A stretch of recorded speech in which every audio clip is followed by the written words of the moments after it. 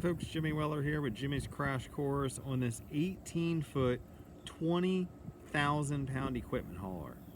That's right, 20,000 pounds is what this equipment hauler is rated for.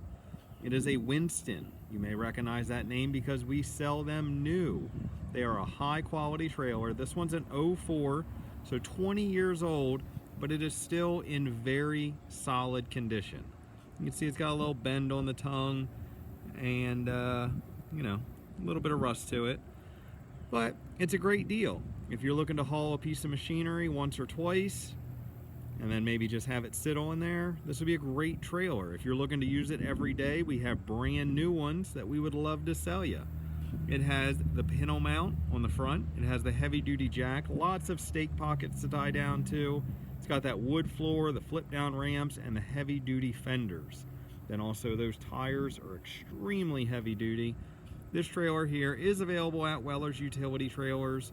You can check out wellers.com or stop in Tuesday through Saturday and we'll be happy to show you around. Or if you'd rather come look around after hours, you're more than welcome to do that. And be sure to check out Winston Trailers for a high quality equipment trailer.